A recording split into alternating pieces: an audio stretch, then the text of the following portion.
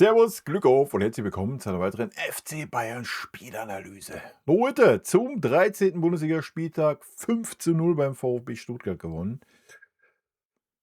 Ja, Chapeau, Chapeau, Chapeau. Ich ziehe alle Hüte, die ich aufhabe. Alle virtuellen Hüte natürlich. Ja, am Ende des Tages denke ich ein hochverdienter, ein ganz souveräner Sieg.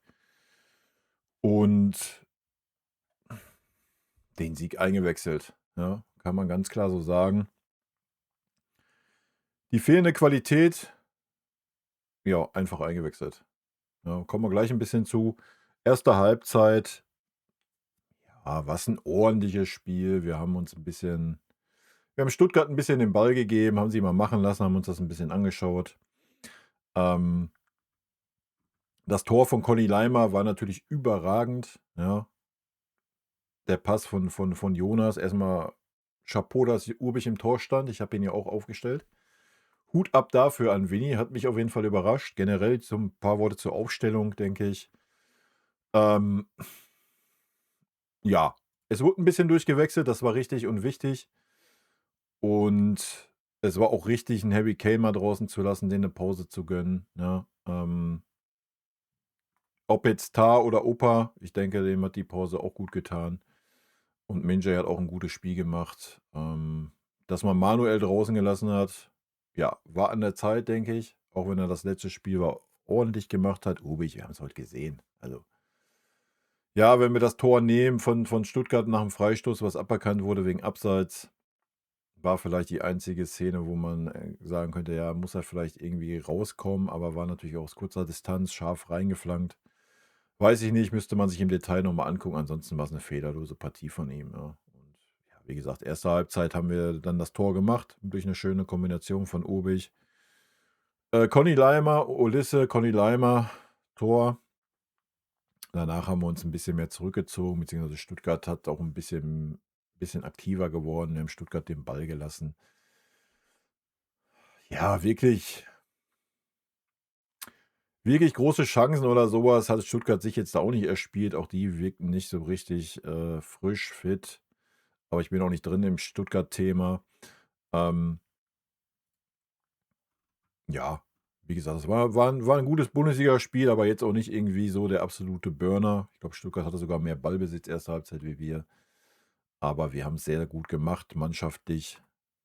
Mal abgesehen von ein 2 Ausnahmen, kommen wir gleich bei der Benotung zu.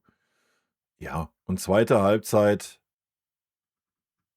es war klar, dass Stuttgart noch mal was versucht. Ja, es war 0:1, also alles ist gut. Und ja, ich habe es gerade schon gesagt, wir haben dann einfach den Sieg eingewechselt. Die Aus und Einwechslungen waren alle sinnig, waren zur richtigen Zeit und von daher auch Chapeau. Ich hätte das Ergebnis nicht erwartet.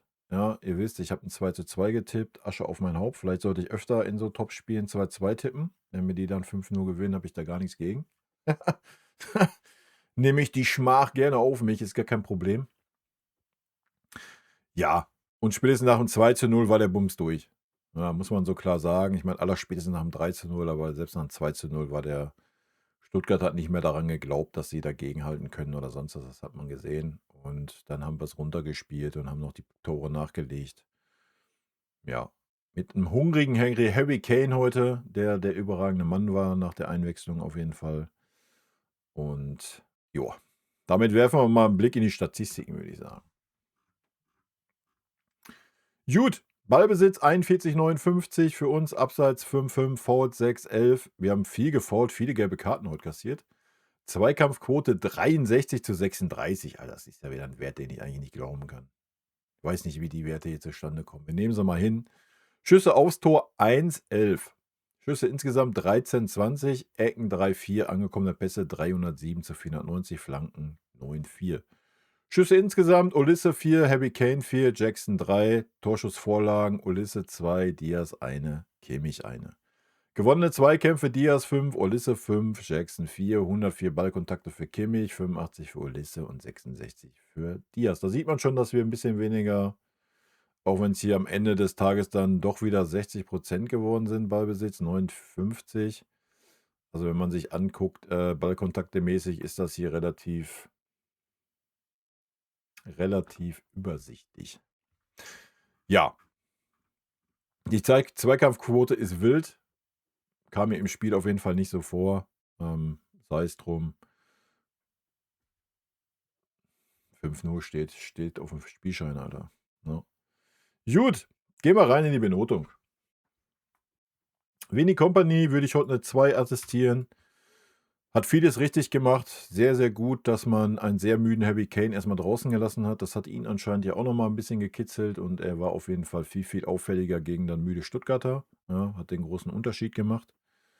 Das hat mir sehr, sehr gut gefallen. Generell auch, dass ein Urbich endlich mal wieder im Tor stand, hat mir sehr gut gefallen, der einen tadellosen Job gemacht hat. Min-Jae Kim in der Startelf war die richtige Entscheidung. Hat mir sehr, sehr gut gefallen. Ich weiß nicht, was mit dem Boe ist, ob der ja, ich weiß es nicht. Kannst du drüber streiten. Ich hätte 'n Tom Bischoff gerne für Leon gesehen. Ja, Leon war 'ne Katastrophe heute wieder, genauso wie Guerreiro. Das waren 2 Komplettausfälle in der ersten Halbzeit, kommen wir gleich zu. Und ja, aber er hat richtig reagiert. Ja, auch, dass man Tom Bischoff ausgewechselt hat. Ich fand ich 'n bisschen schade. Ja, er hat nicht gut gespielt oder was heißt nicht gut gespielt, hat nicht überzeugt auf der linken Seite als Linksverteidiger. Ist auch kein Linksverteidiger, Alter. Punkt. Ja. Ich hätte mir gewünscht, dass er Leon rausnimmt und 'n Tom in die Mitte zieht. Ich glaube, dann hätten wir noch mal 'n bisschen was von Tom gesehen. Generell hat man das in der ersten Halbzeit gesehen, dass unsere Zentrale das ist 'n Punkt, den man ihm noch vorwerfen kann, dem Vinny. Deswegen hat auch keine Note 1, dass man da in der Halbzeit nicht reagiert hat. Die Zentrale mit Goretzka, Kimmich war 'ne absolute Vollkatastrophe. Ja, wir haben offensiv nicht stattgefunden in der ersten Halbzeit. Den langen Ball von Jonas, ja, wenn, dann haben wir über die Außen gespielt. Durch die Mitte war gar nichts, null. Ein Guerreiro war nicht zugegen, ein Goretzka war nicht zugegen, ein Kimmich war viel zu weit hinten, als dass er da die Räume auch noch besetzen könnte und da das Spiel noch machen könnte. Deswegen ist vorne durch die Mitte gar nichts passiert. Ja, da hätte man in der Halbzeit schon reagieren können. Fairerweise muss man sagen, dass Leon in der 10 Minuten nach der Pause auf jeden Fall mal am Spielgeschehen teilgenommen hat, aber da gehen wir schon auf die Leon-Bewertung. Ja, machen wir erstmal Vinny rund. Wie gesagt, Note 2. Ja, für mich hätte er ein bisschen die Zentrale hätte man schon eher, umstellen müssen und 'n Goretzka und auch 'n Guerreiro hätten nicht immer zur Pause kommen dürfen. Aber 5:0, alles richtig gemacht, ja. War gut die Aufstellung, dass man 'n bisschen Frische reingebracht hat. Ich denke, das hat man heute gesehen. Ja, fangen wir an mit dem Urbich. Ja, ich habe es grad schon gesagt, ähm für mich tadellos, ja.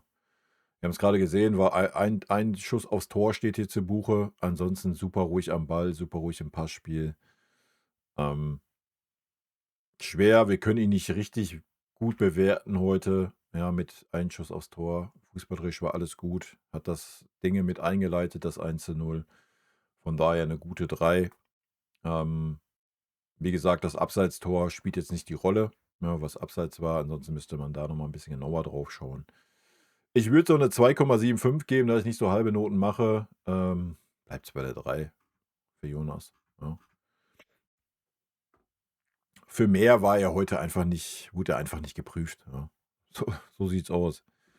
Conny Leimer heute auf jeden Fall wieder verbessert. Wieder viel, viel was heißt viel, viel, aber auf jeden Fall wieder 'n bisschen frischer gewirkt, ja.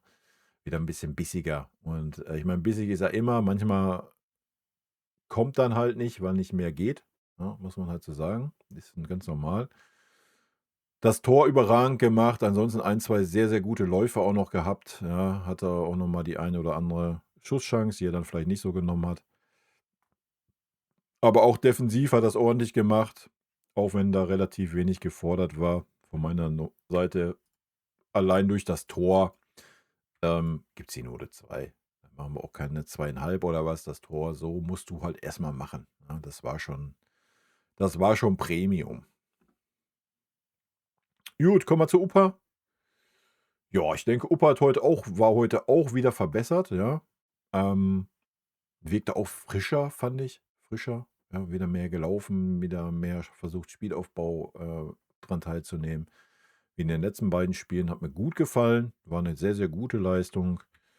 Von daher gibt's von meiner Seite eine 2,5. Ich habe jetzt nichts groß Negatives gesehen. Ein 2 Dinger, ja, die nicht ganz so 100% waren, aber nicht mehr dieses Was so ein bisschen wieder drin war in den letzten Spielen, wieder so Kleinigkeiten, so ein bisschen fickerig und so, das war gar nicht der Fall. Ne, war richtig gutes Spiel von Opa heute. Dasselbe gilt für Min-Jae.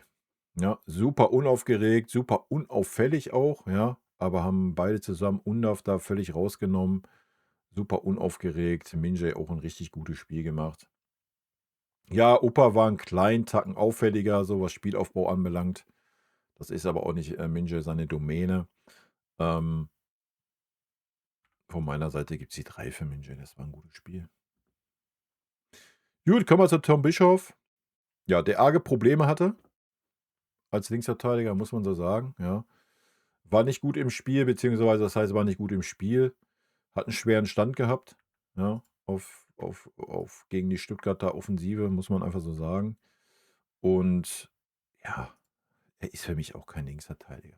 Kannst du machen, wenn du 'n Gegner, dominierst mit 80% Ballbesitz in der Bundesliga, dann kannst du ja so 'n Bischof auf die Außenverteidigerposi stellen, weil er dann eh mehr im selben Mittelfeld ist, rumrennt, macht und tut. Aber wenn gegen 'n spielstarken Gegner, der dann auch über die Seite angreift, ja, haben wir heute gesehen, da ist der Tom einfach der verkehrte Mann für.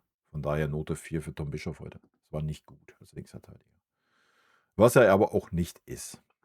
Kimmich, ja. Kimmich fand ich heute gut. Hatte wieder 1, 2 Aussetzer, wirkte aber auch insgesamt frischer. Generell die ganze Mannschaft wirkte frischer heute. Ich glaube, wir haben 'ne gute Regeneration gehabt. Zumindest kam es mir so vor. Das war heute auf jeden Fall, wir haben auf jeden Fall frischer gewirkt wie der VfB. Ja, das muss man mal ganz klar sagen. Ähm, ja, ich habe es grad schon gesagt, erste Halbzeit, Spielaufbau, ja, war aber auch nicht Kimmichs Aufgabe, ja? Er war der defensivere, der tiefere Part. Das hat er ordentlich gemacht, das hat er gut gemacht. Die Ecken waren heute nicht so von Erfolg gekrönt. Ja, 1, 2 Aktionen. Ich erinnere mich, wo Stuttgart einfach mal die Mitte überspielt hat, aber das ist Josh in der Mitte, das ist halt einfach so.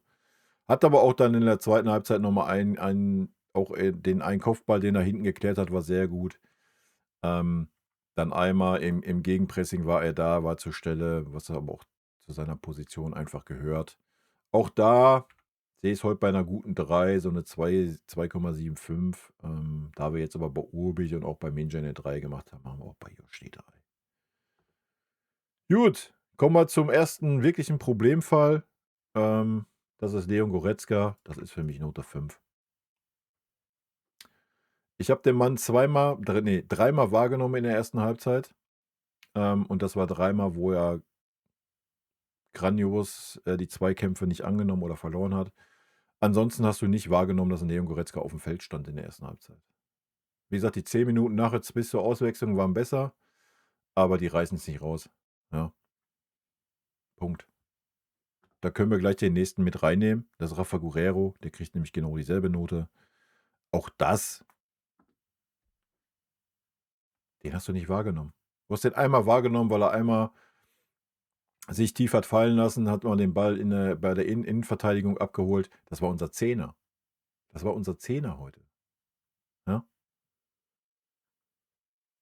What the fuck, ja? Also, ich weiß es nicht. Ich weiß nicht, was. Auch der war nicht zugegen in der ersten Halbzeit. Du hast den nicht wahrgenommen aufm Feld.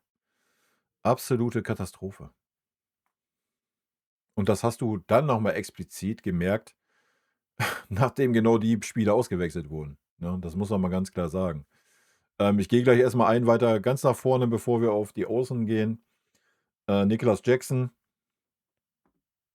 auch er wurde ausgewechselt. Ich denke, man hat gesehen, dass er kein Harry Kane ist. Er hatte 1, 2 sehr, sehr gute Aktionen in der ersten Halbzeit. Ähm, ja, aber generell wenig Bälle bekommen, ja, wenig Bälle, weil unsere Mitte tot war. Durch die Mitte ging gar nichts. Es ging, wenn immer nur versucht über außen. Wie gesagt, er hatte 1, 2 gute Aktionen, hat sich oft angeboten, wenn er mal 'n Ball gekriegt hat er den auch versucht zu verteidigen, aber er ist natürlich nicht der Stürmer, der sich irgendwie à la Harry Kane ins Mittelfeld fallen lässt und dann mal das Spiel eröffnet oder sowas. Das ist ja nicht. Ist 'ne andere Art Stürmer. Ähm, ich fand's aber nicht schlecht, was ich von ihm gesehen habe. Von daher gibt's 'ne 3,5 von meiner Seite.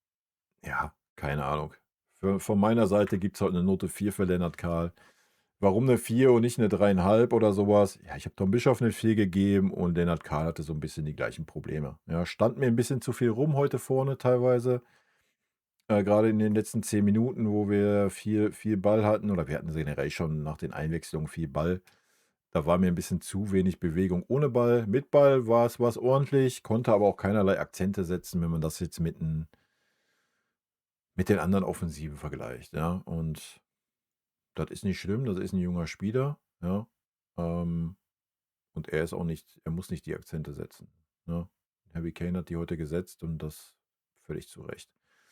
Mich hat's gefreut, dass Hihiko Ito dann noch ein paar Minuten gekriegt hat. Ich hätte ihn mir gerne ein bisschen länger gewünscht, aber völlig fein. Hat dann den Innenverteidigerposten übernommen. Stuttgart hat nicht mehr stattgefunden. Ich meine, wir bewerten eh nichts, was eine Viertelstunde Spielzeit hatte. Von daher, ähm, ja, hatte noch mal, ich glaube, eine Szene, wo er mal 'n Ball am Fuß hatte, ja, also wird uns in Zukunft noch viel Freude bereiten, glaube ich, weil es auch ein super spielstarker Innenverteidiger oder linker Verteidiger ist. Ich bin sehr gespannt und ja, ich hätte dieses Spiel nicht erwartet. Ich hätte diese Leistung nicht erwartet von der Mannschaft. Habe mich sehr gefreut, dass diese Leistung zustande gekommen ist. Hochverdienter Sieg. Ja, ich denke, da gibt es nichts drüber zu diskutieren. Ähm, zu der roten Karte und den Elfmeter, ja, sorry, das war einfach dumm.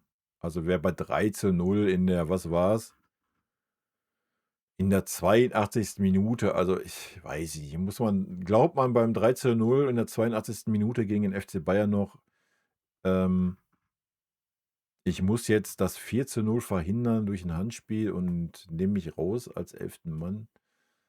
Hat man wirklich geglaubt, man kann das noch 3:3 spielen oder was? Also, ob es jetzt 3:0 oder 4:0 ist, who cares, ne? Also, bleib weg mit dem Arm und alles ist gut, nichts passiert, ne? Das wäre die schlauere Entscheidung gewesen. Aber ja, wenn du da im Spiel bist, im Effekt bist, dann ist das vielleicht so.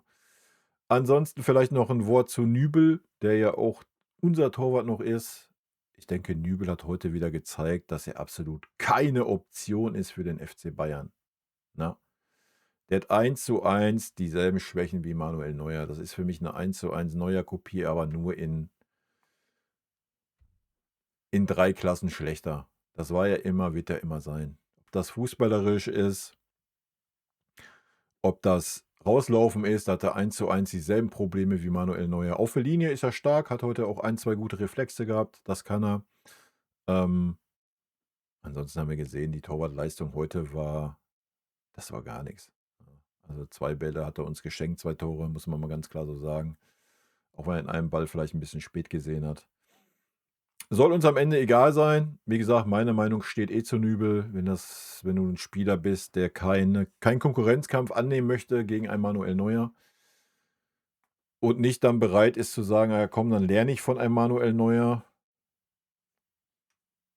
dann hast du es auch nicht verdient, auch nur ansatzweise beim FC Bayern wirklich mal eine Nachfolgeoption zu sein. Und ich denke, wir haben es wieder mal gesehen von einem Urbich. Ich weiß nicht immer, über was diskutiert wird, ja? Ja, wir müssen irgend Nachfolger verpflichten. Der Nachfolger ist da. So, der kam heute rein. Wann hat das letzte Spiel gemacht? Vor 6 Wochen oder was? So, hat man heute das Gefühl gehabt, der Mann ist nervös, der Mann ist nicht vorbereitet oder der hat keinen Spielrhythmus. Ne, der war da und ja, 1A, ne? Gut, hat jetzt nicht die 3, 4, 5, 6, 18 Schüsse bekommen, wo ich eigentlich mit gerechnet hätte, dass er 'n bisschen mehr zu tun kriegt. Aber das, was zu tun war, war er da, ne? Hut ab. Ja, Leute, es geht Schlag auf Schlag weiter. Wir spielen schon Dienstag, ja. Das heißt, Pressekonferenzen Montag im Stream, wenn die nicht zu spät sind. Machen wir Live-Reaction und mich freut's, dass 'n bisschen Frische zurück ist in dieser Mannschaft. Das hat man heute gesehen. Vielleicht lag es nur daran, dass der VfB Stuttgart selber sehr unfit oder unfrisch wirkte, das weiß ich nicht. Dafür bin ich nicht drinne im Stuttgart-Thema. Werden wir dann am Dienstag vielleicht in der Champions League sehen. Aber es war gut, dass man heute durchgewechselt hat. Sehr, sehr gut. Hat mich gefreut. Und ich denke, man hat es gesehen, ne, dass so ein frischer Harry Kane, aber auch so ein Stani und Pavlovic haben ihren Anteil daran gehabt nach den Einwechslungen, dass das Spiel dann auch in diese Richtung ging und so klar entschieden wurde, ja.